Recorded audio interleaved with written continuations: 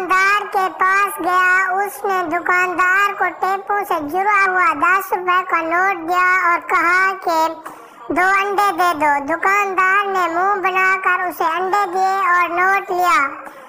اچانک گاہک بولا کہ باقی کا 1 روپیہ دو۔ دکاندار: کہاں کا 1 روپیہ؟ بندہ: ٹیپ کیا مفت کی تھی؟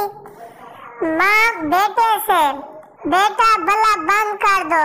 بیٹا معصومیہ سے: امی الماری میں یا صندوق میں؟ ایک شخص جس کا تخلص زخمی تھا وہ کسی کام سے ایک دوست کے گھر گیا۔